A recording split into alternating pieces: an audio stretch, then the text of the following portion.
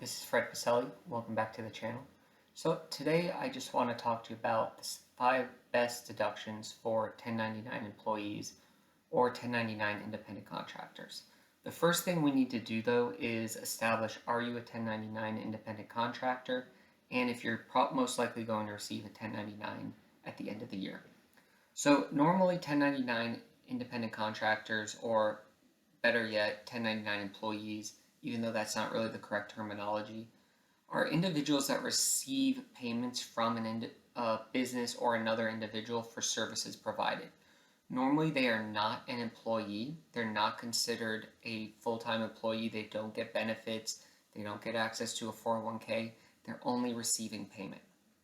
So basically, one of the things with the 1099 contractors is that the employer is also not going to withhold taxes all year.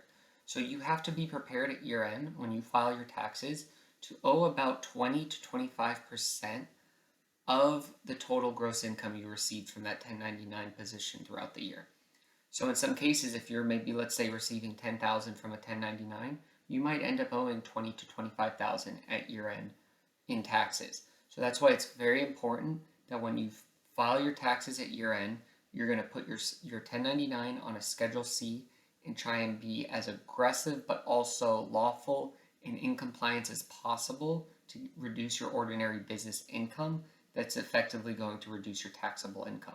And the 5 deductions I'm going to talk about today are going to be the simplest and the most easiest to keep track of, so you can take advantage of those deductions. The first one I want to talk about is meals. So all meals related to your 1099 contracting job or employment is going to be deductible as long as you can prove that you needed to purchase those meals in relation to the work you're doing.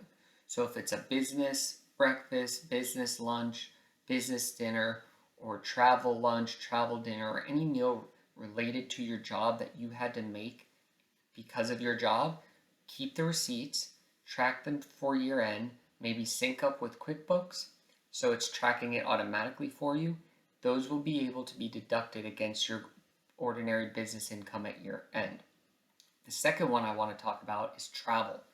All travel related to your 1099 job, whether it's an airplane, a bus, Uber, taxi, or anything else you can think of, if it was necessary to take to complete your job, or the individual paying you 1099 income required you to take it, that is also going to be tax deductible.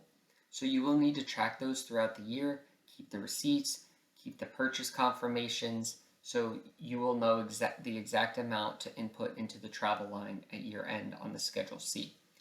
The third one that I want to talk about is going to be mileage. So all mileage related to your 1099 job that's not ordinary and consistently done every day will be tax deductible per mile. So what I mean by ordinary and done every day is if you drive 5 miles every day to a specific work site, that's not going to be tax deductible.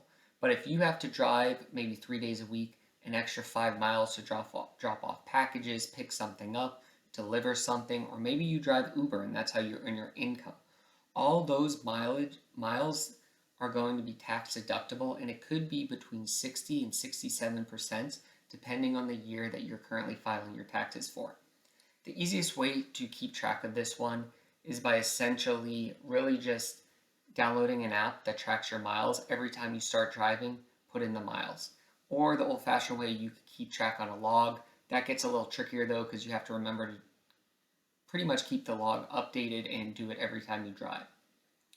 Now with the mileage, you're going to need some general information about your car, the type of car, the year of the car, the license plate, how many miles you drove throughout the year, and versus how many miles you drove for business. So it'll be total mileage, business mileage, and then commuting mileage. The fourth one that I want to talk about is general office supplies and office expenses. If you work in a setting that's an office, or even if you work from home and it's a 1099 payment that you're receiving, all office supplies and office expense that you needed to purchase to complete that job is tax deductible against that income. So for example, if you needed to buy printing paper, a printer, pencils, pens, or even possibly a new laptop, keep track of that to make sure it's eligible to be deducted at year end. Now the fifth one I want to talk about is a little bit different, but it is depreciation for a car or a large equipment items. We're going to specifically talk about a car in this instance, and there are some qualifying things that have to happen. The first thing is cars would have to be used in over 50% related to your business or 1099. So, for example, if you're driving 20,000 miles a year and 12,000 miles of those are related to your business, then you would be eligible to deduct a portion of your car through depreciation expense. Now, depending on the year you're filing, it's going to be a different amount you can deduct depending on what the current bonus depreciation or Section 179 deduction limits are. Right now in 2025, they're trying to get back to 100% bonus depreciation. If that happens, a lot more people are going to be able to deduct a lot more. So overall, the main thing with these five is you need to keep track of them, be aware of them, have good records for them in case you ever do get audited, and take advantage of them and implement them on your Schedule C. Sometimes it might just be better to contact a tax professional so they can help you implement them and have the most tax advantageous strategy. But if not, make sure you yourself understand what a Schedule C is and how it flows through the 1040, and you know how to report on it so you can pay as little taxes as possible. Thank you.